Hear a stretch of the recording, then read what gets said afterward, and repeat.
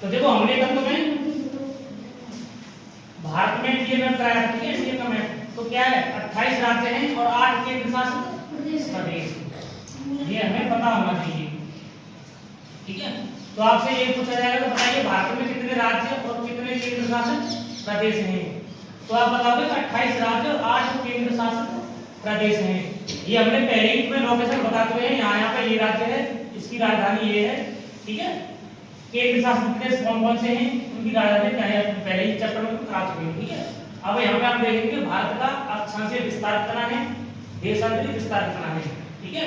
और जो भारत हमारा बना वो कैसे बना, ठीक है। यहाँ पर देखेंगे कि अंगारा और गोंडवाना दौर टूटकर कैसे खंडन हुआ और महाद्वीप के सिद्धांत यानी महाद्वीप का निर्माण हुआ। महाद्वीप का निर्माण। तो देखो एक वैज्ञानिक थे जिन्होंने एक तो प्लेट विवर्तन सिद्धांत दिया है कि प्लेटों के आधार पर भारत बना हुआ था, ठीक है। तो उन्होंने बताया था, उनका नाम था हैरी हेस।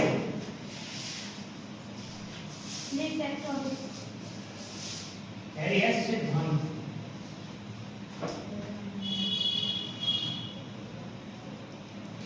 पहले वर्षों पहले इतने दिनों की बात है, ठीक है, जब उन्होंने बताया था भारत में पृथ्वी गोलाकार थी तो कैसे कैसे खंडन हुआ उसका। तो हमने देखा कि पृथ्वी दो भागों में बटी हुई है, ठीक है। पहले तो मैंने कहा अंगारा में टूट गई और दूसरी गोंडवाना में टूट गई और बीच में ये जैसे ही खुला रास्ता वो हमारा टेक्सास सागर बन गया। क्या बन गया, टेक्सास सागर।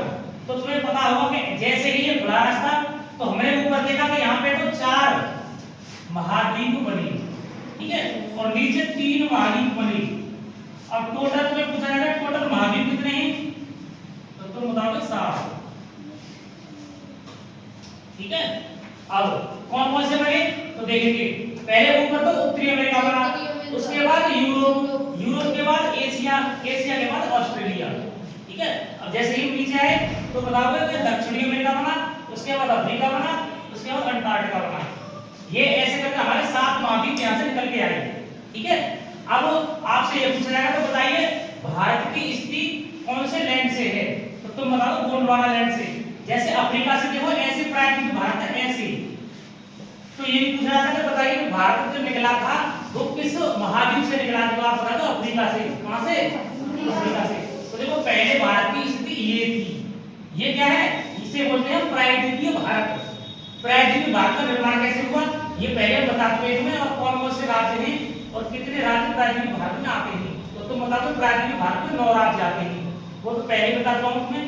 जैसे जैसे धीरे धीरे निक्षेपण बढ़ते चला गया, जैसे समुद्र टेक्सास सागर की जैसे नदियां बहती रही उससे निक्षेपण हुआ इसमें धीरे धीरे करके करोड़ों वर्ष बाद ये ऐसे चलता रहा भारत। उसके बाद एशिया के पास ये भारत ऐसे बन गया, ठीक है।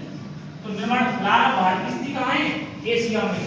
अब तुमसे ये पूछा जाए बताइए एशिया यूरोप में दोनों को मिला के इसे बोलते हैं यूरेशिया। क्या बोलते हैं, यूरेशिया, यूरेशिया,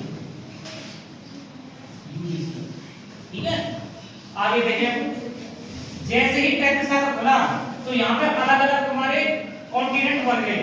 जैसे एशिया जी मैंने बता दिया, उसके बाद जैसे भारत का निर्माण हुआ तो तुम्हें बताया था कि एक तो कर्क रेखा, ठीक है, और नीचे मकर रेखा और बीच में आती तुम्हारी 0 डिग्री रेखा।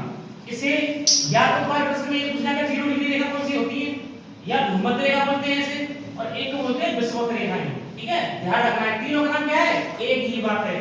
या तो उसे 0 डिग्री बोल देंगे, या भूमध्य रेखा बोल देंगे, या विषुवत रेखा बोल देंगे, ठीक है। बताइए यहाँ पर आप नहीं है।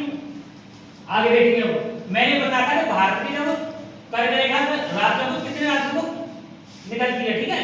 तो तुम बताओ 8 राज्यों से, 8 राज्यों का कर्क रेखा बाहर में काटती है ऐसे। तो मैंने बताया था गर्म, छतझार, बंगाली मित्र, ठीक है। तो तुम्हें पता चला कि 8 राज्य कौन कौन से थे, वो मैं पहले ही बता रहा हूं तुम्हें। अब इसका निर्माण कैसे हुआ देख रहे हैं, ठीक है, ऐसे।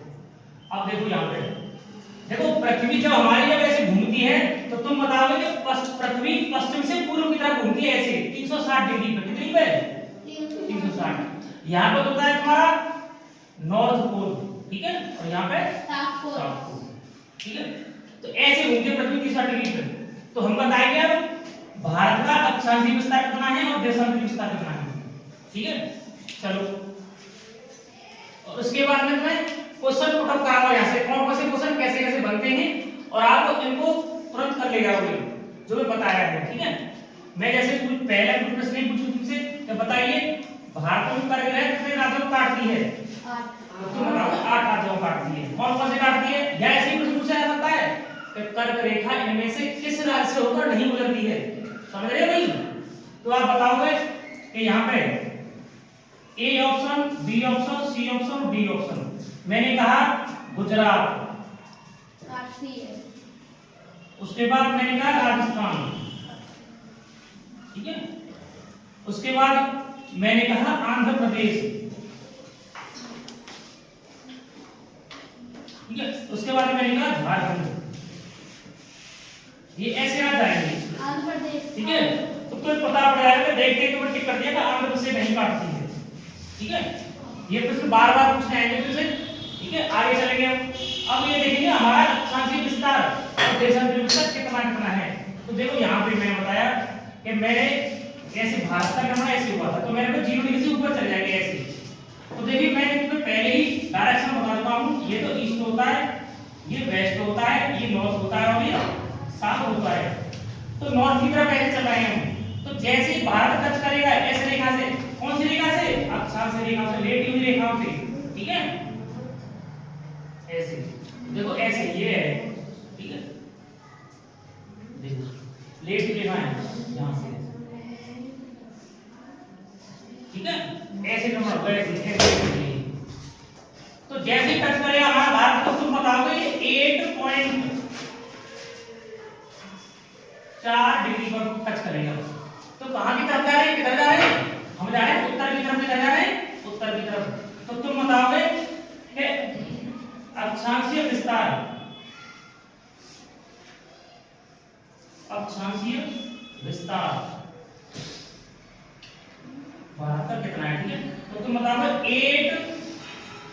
8.4 डिग्री उत्तरी से ऐसे जा रहे 1 2 3 4 5 8 7। ठीक है, उसके बाद यहां तक ऐसे। तो यहां पर कितना है? 37.6 डिग्री।